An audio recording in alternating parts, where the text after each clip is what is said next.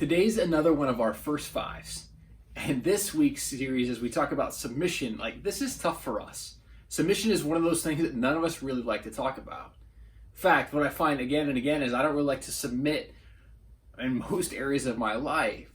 But what we find in submission is there's this freedom to let stuff go.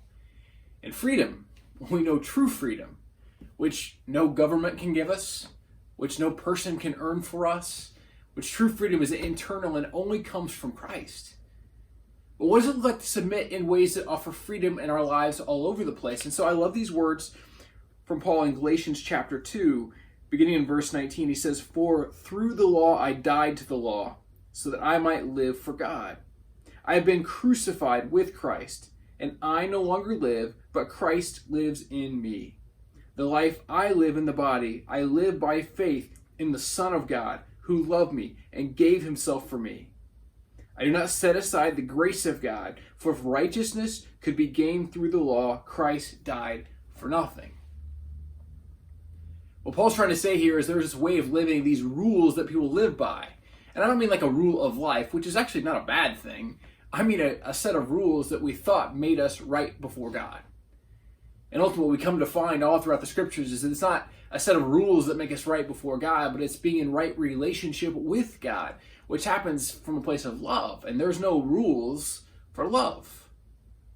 And so it's hard for us. What's it look like to submit to someone else, to lay something down for the sake of others? What Paul is saying here is, listen, I followed all the rules, but all the rules didn't change my heart. Right? I can do everything by all the right rules and still have a heart that isn't that loving. In fact, what we've seen this last week, if you've paid any attention to the news, is there's just unrest in the world in which we live. There's unrest in race relations.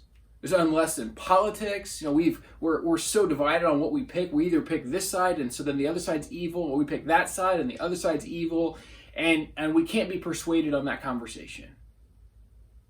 Well, what Paul's trying to get across is true life comes in laying down our life, even submitting to the other. Now tonight, at 8 o'clock, I'm talking with Lamorris Crawford, the chaplain for the Cincinnati Bengals, and we're talking on this idea of race, reconciliation, and the church. The truth is, what's going to happen in part of this conversation is, for a good part of it, I'm going to be silent. I'm going to submit. I'm going to just listen. Because you see, I'm not a black man. You can probably tell that by looking at me. So I can't speak to experiences he has had. He can't speak to my experiences either, but I definitely can't speak to his.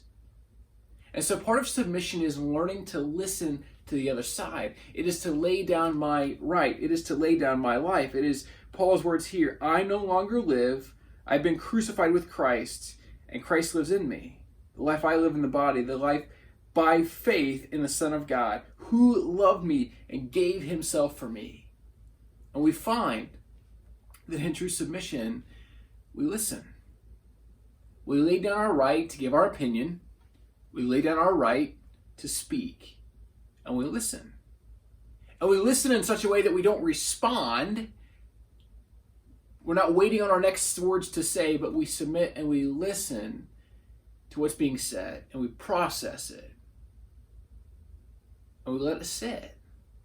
And so my challenge to you is that in these days, it's really easy for everyone, myself included, to think I've got it all figured out, or my way is right, or my words are best. When in reality, what we find by seeking after Jesus is sometimes we don't need to give an answer. Because one of the things I love about Jesus is, again and again, he didn't give answers. Like, you would think he was just like the answer guy. He wasn't. He was the question guy. He asked dozens and dozens and dozens of questions. Because his goal was this, that we might begin to see and think differently. And so submission, part of it looks like this, that we say to God, will you give me eyes to see and ears to hear, and may my heart be like your heart, and may I see the world as your Son did. May I see every single person as the image of God. And that's my challenge to you and to me, that we would submit ourselves to God in such a way that we'd say, I crucify myself and even my own desires for the sake of knowing you more and of loving others better. And it's hard. It really is. But I'll tell you this, that we'll probably find a freedom in that we never knew possible. May you have a great day. We look forward to connecting again tomorrow.